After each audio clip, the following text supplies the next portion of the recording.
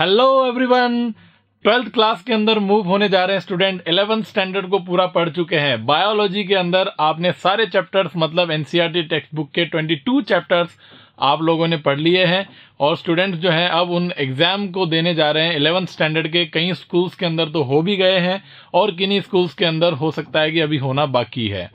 तो स्टूडेंट्स, आपको 11th standard के चैप्टर्स को अपने एग्जाम्स के लिए तो पढ़ना ही पढ़ना है डिटेल के अंदर। जिस तरीके से आपके टीचर्स ने आपको बहुत अच्छी तरीके से बहुत ही एलाबरेटिव वे में आपको वो चैप्टर्स पढ़ाए होंगे, उन तरीकों को आपको फॉलो करना है। कैसे एग्जाम के अंदर क्वेश्चन को लिख के आना है, उसके रिगार्डिंग टिप्स आपको आपके टीचर्स ने दी होंगी पढ़ाते टाइम पे, तो बिल्कुल आप उनको तो फॉलो करेंगे ही करेंगे आपके 11th के एग्जाम के लिए। इनके अलावा दूसरी एक और बात है। वो बात क्या है कि कुछ चैप्टर्स 11th स्टैंडर्ड के ऐसे हैं, या मैं कहूंगी चैप्टर्स का कुछ पार्ट ऐसा है जो आपके 12th स्टैंडर्ड में जो चैप्टर्स हैं उनके साथ लिंक होता है। तो 12th स्टैंडर्ड के ऐसे कौन से चैप्टर्स हैं जिनके साथ 11th के कौन से चैप्टर्स के पार्ट आपस में लिंक होते हैं, ये लिंक मैं आपको इस वीडियो में बताऊंगा, जिससे कि आपको एक अवेयरनेस क्रिएट हो जाएगी कि 11th स्टैंडर्ड को पढ़ते टाइम पे हमें उन पॉइंट्स को ध्यान रखना चाहिए, उन चैप्टर्स के उस पैराग्राफ्स को हमें अच्छे से समझ लेना चाहिए। क्योंकि अगर वो हमें यहाँ पे समझ में नहीं आए तो 12th स्टैंडर्ड में वो बेस की तरह वर्क करते हैं कि जो 11th स्टैंडर्ड का वो जो पार्ट है वो आपको 12th में एक बेस प्रोवाइड करता है, और वो बेस अगर आपका वीक है तो 12th स्टैंडर्ड के अंदर जो आप चैप्टर पढ़ने जाओगे वहां पर वो एलैबोरेटिव पार्ट जो है वो आपको लिंक नहीं होगा, आपको समझ में थोड़ा मुश्किल से आएगा, because lack of knowledge regarding base और बेसिक नॉलेज। तो इसीलिए 11th को हम हमेशा बोलते हैं क्या कि फ्रेम मेक, है ना। 11th को हम बोलते हैं कि किसी भी चीज को फ्रेम को एक बनाने वाला फ्रेम मेकर है 11th स्टैंडर्ड। तो 12th के चैप्टर्स के अंदर कहाँ कहाँ क्या लिंक होगा, मैं आपको बॉटनी से रिलेटेड एग्जांपल्स या बॉटनी से रिलेटेड कुछ बातें, कुछ चैप्टर्स के बारे में लिंक्स आपको इस वीडियो के अंदर मैं बताऊंगा। ओके, तो लेट्स स्टार्ट विथ चैप्टर्स। तो सबसे पहले आपको पता है कि 11th स्टैंडर्ड के अंदर जितने भी चैप्टर्स हैं आपके दिमाग में होंगे, हो सकता है कि आपको 12th स्टैंडर्ड के चैप्टर्स के बारे में ना पता हो। तो मैं आपको यहाँ पे उन चैप्टर्स के बारे में कुछ बताने जा रहा हूं। देखिए, जैसे मान लो कि मैंने कहा कि एक 12th स्टैंडर्ड में फर्स्ट चैप्टर है जिसका नाम है reproduction in organisms. Reproduction in organisms. अब रिप्रोडक्शन इन ऑर्गेनिजम्स चैप्टर के अंदर मैं तो ये कहूंगा कि टोटल आपका 11th स्टैंडर्ड का सारा नॉलेज है। इस चैप्टर में आपको ये बताया जाएगा कि दो टाइप के रिप्रोडक्शन होते हैं, sexual reproduction and asexual reproduction. तो सेक्सुअल और एसेक्सुअल के डिफरेंसेस को जब आप पढ़ने के लिए जाओगे तो इसमें जब एग्जांपल्स दिए जाएंगे, जब इस रिप्रोडक्शन के फिनोमिनन को, इस कंसेप्ट को जब आपको समझाया जाएगा, तो इसके अंदर कई सारे एग्जाम्पल्स यूज किए जाएंगे जो कि प्लांट किंगडम और एनिमल किंगडम से डायरेक्टली होंगे। तो जब आपको प्लांट किंगडम और एनिमल किंगडम का बहुत अच्छा नॉलेज होगा तो मैं ये कहूंगा कि यूनिट 1 और यूनिट 1 में भी स्पेशली इस रिप्रोडक्शन इन ऑर्गेनिज्म को अगर आपको पढ़ना है तो इसमें बेसिक चैप्टर्स फ्रॉम 11, तो ये 12th का फर्स्ट चैप्टर है। तो 12th के फर्स्ट चैप्टर में इसको कंप्लीट करने के लिए आपको हेल्प करने वाला चैप्टर कौन सा होगा, अगर वो आपको बहुत अच्छे से याद रहता है तो ये चैप्टर भी वहां बहुत इजीली आप मगअप कर लेते हो और इससे रिलेटेड क्वेश्चन सॉल्व करने में आपको कोई दिक्कत नहीं आएगी। 12th में पढ़ते टाइम पे कोई प्रॉब्लम नहीं आती। तो चैप्टर है बायोलॉजिकल क्लासिफिकेशन। कौन सा है? Biological classification.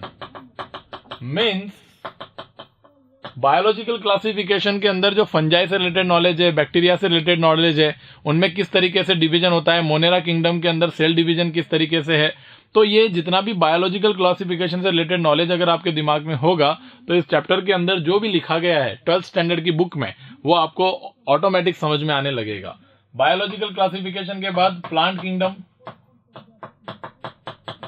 किंगडम का नॉलेज, और एज वेल एज यहां पर मैं अगर बोलूं कि एनिमल किंगडम का नॉलेज भी आपको होना चाहिए। तो अगर इन 3 चैप्टर्स को आप बहुत अच्छी तरीके से आपको याद हैं, इन चैप्टर्स में अगर आपको पता हो कि किस एल्गी में कैसा रिप्रोडक्शन होता है, जैसे मैं आपको इस एग्जांपल देता हूं कि रिप्रोडक्शन इन ऑर्गेनिजम्स के अंदर बायोलॉजिकल क्लासिफिकेशन में क्या होगा,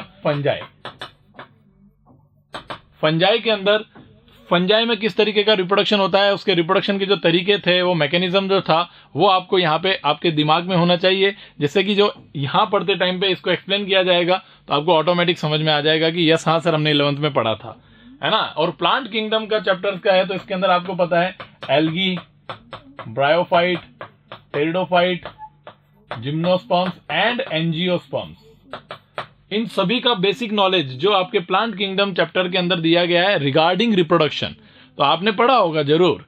प्लांट किंगडम में एल्गी में किस टाइप का आइसोगेमी, एनाइसोगेमी, ऊगेमी याद करो, उसमें किस किस एग्जाम्पल में आइसो एनाइसो ऊगेमी होती है। इसके अलावा किसमें फ्लैजेला बनते हैं, किसमें मोटाइल गैमिट्स होते हैं, किसमें नॉन मोटाइल गैमिट्स होते हैं, किसमें फीमेल गैमिट का नंबर कम होता है, किसमें ज़्यादा होता है, फीमेल गैमिट कहाँ प्रोड्यूस होता है, मेल गैमिट कहाँ प्रोड्यूस होते हैं, स्पोरेंजियम क्या होता है ना। और आपको पता है स्पोर्ट्स जैसी चीज क्या होती है ना, एसेक्सुअल स्पोर्ट्स क्या होते हैं, सेक्सुअल स्पोर्ट्स क्या होते हैं। तो ये जितनी भी रिप्रोडक्शन से रिगार्डिंग, लाइफ साइकिल से रिगार्डिंग जो नॉलेज आपने प्लांट किंगडम और बायोलॉजिकल क्लासिफिकेशन में, अगर हम कहूं तो फंजाई के रिगार्डिंग या इन सभी के रिगार्डिंग जो आपने पढ़ा होगा, वो सब इस रिप्रोडक्शन इन ऑर्गेनिज्म चैप्टर के अंदर आपको हेल्प करेगा। और आपको लगेगा कि हम तो नया चैप्टर कुछ पढ़ ही नहीं रहे हैं, हमने तो वही चैप्टर पढ़ रहे हैं जो हमने 11th क्लास में चीजों को पढ़ा है, उसी को ही एक साथ एक चैप्टर में डाल दिया है, और वो है reproduction in organisms. Okay, I think आपको बात समझ में आ गई होगी। तो इनमें भी कौन सा वाला पार्ट इंपॉर्टेंट है, रिप्रोडक्शन, चैप्टर का नाम ही है रिप्रोडक्शन, तो यहां पर इसका कौन सा पार्ट, रिप्रोडक्शन वाला पार्ट ही इंपॉर्टेंट है। इसके अंदर सेक्स ऑर्गन, तो रिप्रोडक्शन में क्या क्या आएगा, like sex organs, gametes, fertilization, embryogeny, embryogenesis होगा या नहीं होगा, इसके बारे में जितनी भी नॉलेज आपने पढ़ी है वो सारी यहां पर यूज होगी आपको इस चैप्टर में। एनिमल किंगडम में भी सेम, डिफरेंट टाइप के जो एनिमल्स है उनके अंदर ये वाली जो बातें हैं रिप्रोडक्शन से रिलेटेड, जो भी लाइक फिशेस के अंदर कैसा फर्टिलाइजेशन होता है, external fertilization, internal fertilization, gametes जो होते हैं वो बॉडी के अंदर फ्यूज हो रहे हैं, बाहर फ्यूज हो रहे हैं, या मैं कहूंगी एम्ब्रियो का डेवलपमेंट, न्यू बेबी का डेवलपमेंट बॉडी में है या आउटसाइड किसी एग के अंदर हो रहा है। तो ओवीपेरस, वीवीपेरस, ये जितनी भी टर्मिनोलॉजी है एनिमल किंगडम में आप लोग पढ़ते हो वो यहां पर यूज होगी आपके। ओके, कहां पर, रिप्रोडक्शन इन ऑर्गेनिज्म वाले चैप्टर के अंदर, दैट्स इट। तो ये एक रिप्रोडक्शन इन ऑर्गेनिज्म चैप्टर को पढ़ने के लिए ये एक, मैं कहूंगा कि स्टोन की तरह वर्क करते हैं, बेसिक स्टोन्स हैं फ्रॉम 11th स्टैंडर्ड। तो ये चैप्टर फ्रॉम 11th स्टैंडर्ड ये रिक्वायर्ड है उस चैप्टर को पढ़ने के लिए। Okay, now come to the next. अब रिप्रोडक्शन का जो सेकंड चैप्टर जो होगा वो 12th स्टैंडर्ड का, और वो 12th स्टैंडर्ड का सेकंड चैप्टर है वो है sexual reproduction in flowering plant, sexual reproduction in flowering plant. अब देखो नाम से ही पता लग रहा है कि कौन से वाले प्लांट्स के अंदर, फ्लावरिंग प्लांट्स आपको पता है प्लांट किंगडम के अंदर एंजियोस्पर्म्स होते हैं। इन एंजियोस्पर्म के लाइफ साइकिल को आपने इस चैप्टर में पढ़ा होगा 11th स्टैंडर्ड में। वहां उसको पढ़ते टाइम आपको flower, sporangia, microsporangium, megasporangium, microspore, megaspores, sporic meiosis, diplontic life cycle, gametes किसमें बनते हैं, गैमिटोफाइट कौन होता है, टेरिडोफाइट और जिम्नो के रेस्पेक्ट में एंजियोस्पर्म डेवलप्ड प्लांट है तो उनमें क्या क्या स्ट्रक्चर में चेंज आए थे। तो आपको ब्रायो, टेरिडो, जिम्नो इनके भी लाइफ साइकिल पता होने चाहिए, जिससे कि हम रिलेट कर पाए कि एंजियो जो डेवलप्ड प्लांट है इनके रेस्पेक्ट में किस बात में डेवलप्ड है, क्या क्या स्ट्रक्चरल चेंजेस आए, जिससे कि ब्रायो टेरिडो से अलग है, टेरिडो जिम्नो से अलग है और जिम्नो एंजियो से अलग है। क्योंकि आप जो है वो यहां पर रिलेटिव स्टडी करते हो, एंजियोस्पर्म को अगर पढ़ते हो तो उसको उसके जो प्रिमिटिव रिलेटिव जो हैं उन प्रिमिटिव रिलेटिव्स के साथ में आप इनको स्टडी करते हो। तो यहाँ पे रिलेटिविटी आती है, यहाँ पे बेसिक टर्मिनोलॉजी सीखते हो आप, एक लाइफ साइकिल को सीखते हो, लाइफ साइकिल कैसे ऑल्टरनेशन होता है उन बातों को आप स्टडी करते हो चैप्टर प्लांट किंगडम के अंदर, जो एनसीईआरटी में आपको पढ़ाया हुआ है 11th स्टैंडर्ड में।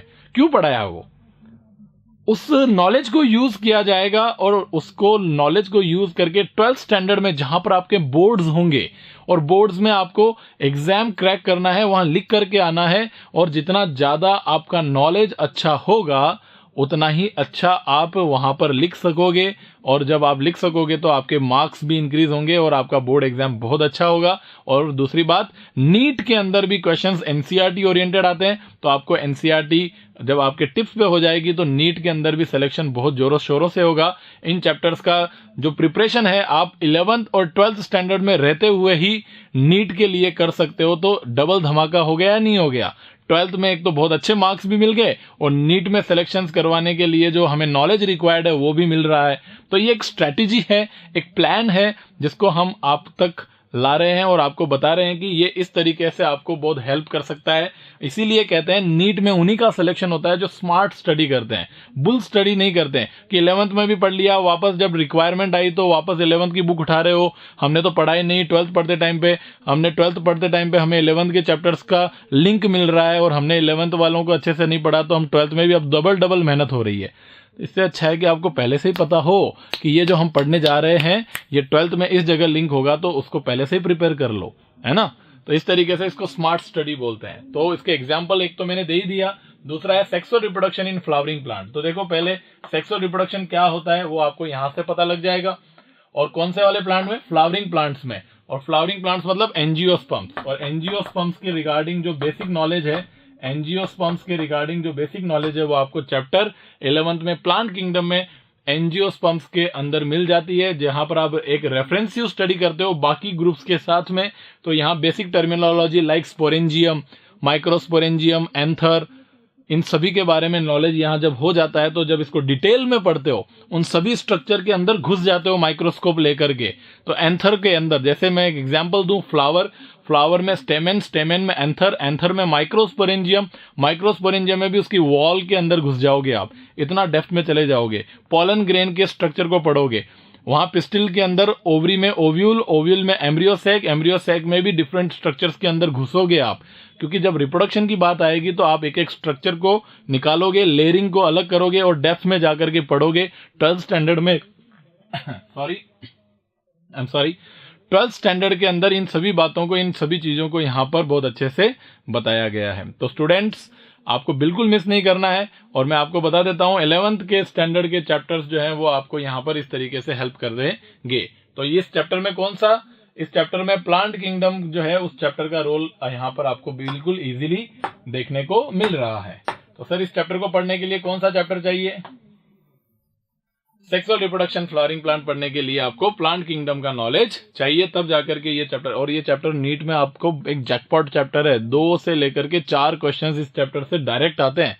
नीट वाले जो है वो छोड़ते नहीं इस चैप्टर को, और आपके बोर्ड एग्जाम्स में भी एक बहुत ही अच्छा वेटेज रखता है ये चैप्टर। तो ये दोनों चैप्टर्स मिला लो तो आप बताओ मजे हो गए आप लोगों के, यस और नो? क्लियर? इसी तरीके से आप एनिमल किंगडम जो है, अगर मैं चैप्टर लेकर के आऊं नेक्स्ट 12th स्टैंडर्ड का नेक्स्ट चैप्टर, तो उस चैप्टर की अगर बात करें तो सर उस चैप्टर का नाम है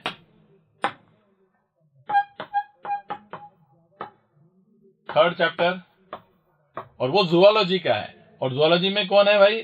ह्यूमन रिप्रोडक्शन। कौन है? Human reproduction. अब आप खुद बताएं मेरे को यहां पे कि सर ह्यूमन के अंदर अगर रिप्रोडक्शन आप पढ़ रहे हो तो reproduction in organism chapter basic पता होना चाहिए। ये तब पता होगा जब ये चैप्टर्स पता होंगे। तो सिंपल ये बात है कि सर एनिमल किंगडम में हम ह्यूमन को पढ़ते हैं, और एनिमल किंगडम का जो नॉलेज होगा तो वो आपको ह्यूमन रिप्रोडक्शन में हेल्प करेगा।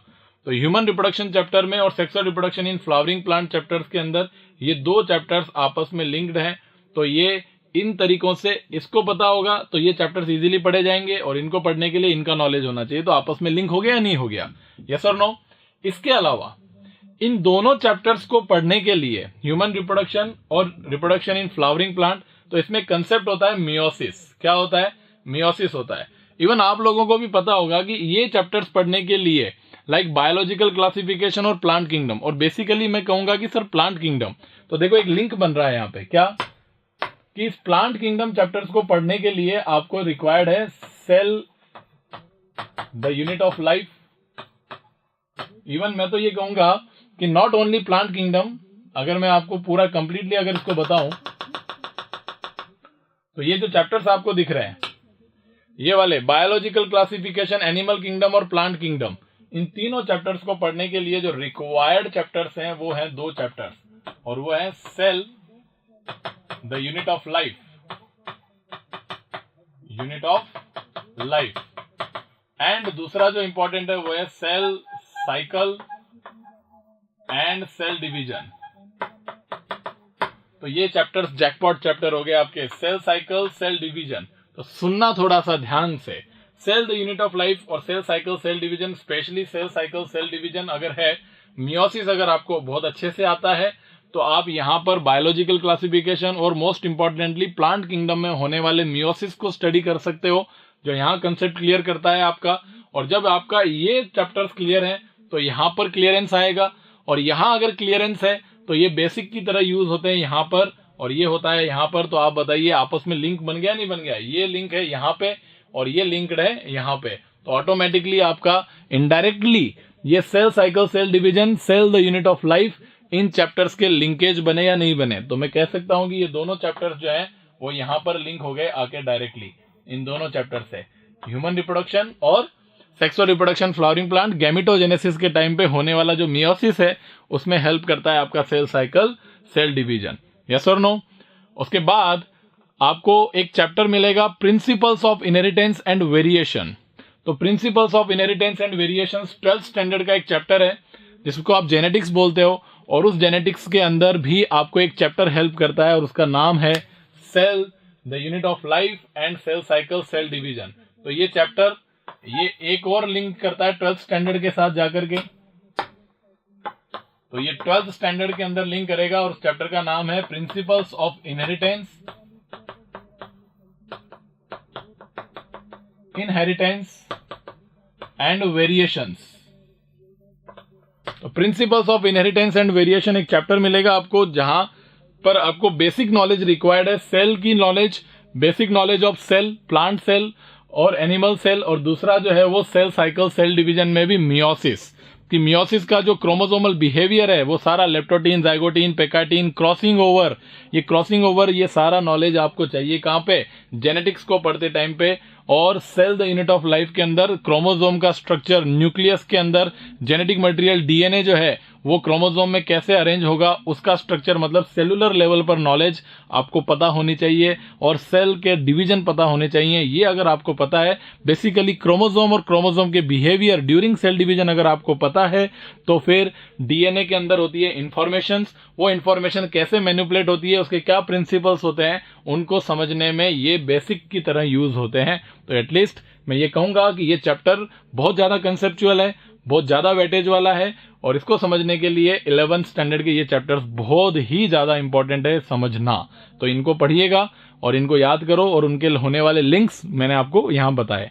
अब है एक और चैप्टर जिसके अंदर वेरी वेरी केयरफुली आपको दो चैप्टर्स जो हैं वो बहुत अच्छे से लिंक करते हैं, और वो है मॉलिक्यूलर बेसिस ऑफ इनहेरिटेंस। तो चैप्टर का नाम है 12th स्टैंडर्ड के अंदर, और वो है मॉलिक्यूलर बेसिस ऑफ इनहेरिटेंस।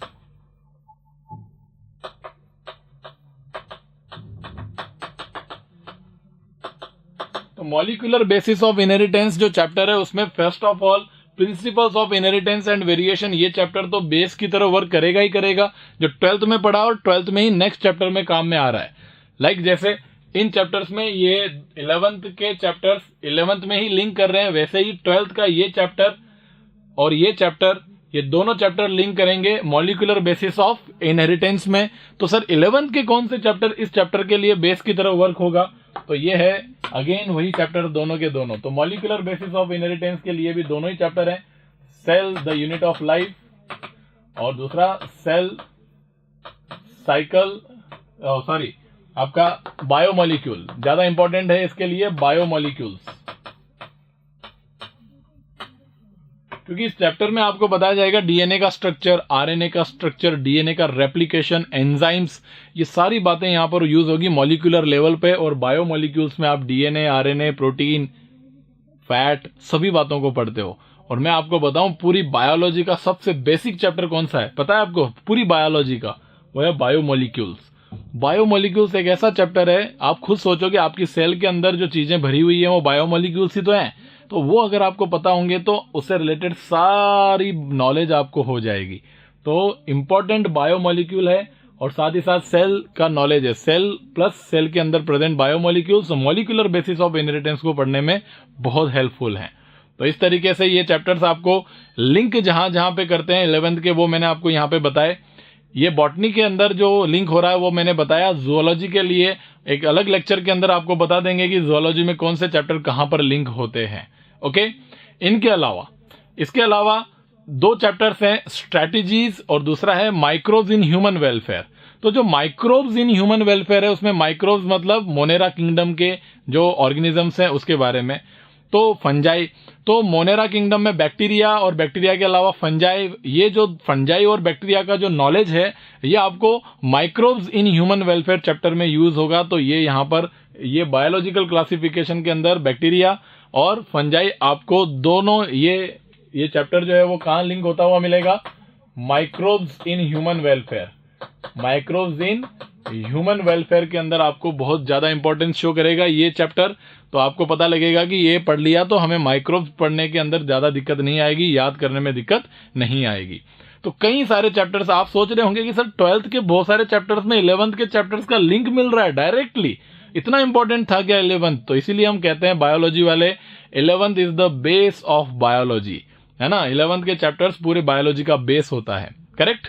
अब है सर इकोलॉजी यूनिट, लास्ट में 12th में आती है, 4 चैप्टर्स को मिलाकर के बनी हुई लास्ट यूनिट और उसका नाम है इकोलॉजी। उसमें 4 चैप्टर्स हैं इकोलॉजी। अगर हम बात करें सर इकोलॉजी, तो सर इस इकोलॉजी को अंडरस्टैंड करने के लिए बेसिकली 11th स्टैंडर्ड के कौन से चैप्टर्स बहुत अच्छे से समझ में आने चाहिए। तो मैं आप लोगों को यह कहूंगा कि बेसिकली इनको, इस इकोलॉजी को समझने के लिए आपको cell, the unit of life, ये तीनों चैप्टर्स ये बेसिक नीड है। इनके अलावा मैं तो ये कहूंगा कि होल बायोलॉजी, कंप्लीट बायोलॉजी, इस इकोलॉजी को समझने के लिए आपको कंप्लीट बायोलॉजी की रिक्वायरमेंट होती है। Whole biology, complete biology.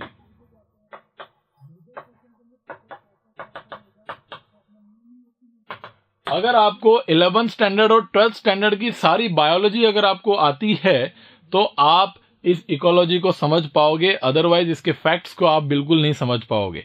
इसीलिए ये 12th स्टैंडर्ड में सबसे लास्ट यूनिट दी गई है, जिससे कि आप सारा पढ़ करके आ जाओ। और अब आपको पूरी बायो का नॉलेज हो चुका है, तो हर चैप्टर का छोटा छोटा नॉलेज, हर चैप्टर से छोटी छोटी चीजें, जैसे फोटोसिंथेसिस में factors affecting to the photosynthesis like light की इंटेंसिटी, टेम्परेचर, वाटर, इनका प्लांट के अंदर फोटोसिंथेसिस के ऊपर कितना अफेक्ट पड़ता है। तो इसमें मैं ये कहूंगा कि जो चैप्टर फोटोसिंथेसिस है, इसमें इकोलॉजी के अंदर फोटोसिंथेसिस वाला जो चैप्टर है वो बहुत ज्यादा इंपॉर्टेंट होता है, फोटोसिंथेसिस। और फोटोसिंथेसिस में फैक्टर्स अफेक्टिंग फोटोसिंथेसिस, ये आपको बहुत इंपॉर्टेंस रखता है यहाँ पर।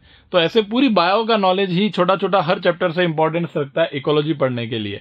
और जब आप एक बार इकोलॉजी पढ़ लेते हो तो आपको बायो का संपूर्ण ज्ञान एक जगह केंद्रित हो जाता है और आपका पूरा 12th स्टैंडर्ड या मैं कहूँ 11th स्टैंडर्ड का पूरा नॉलेज आप लेकर के बैठ जाते हो।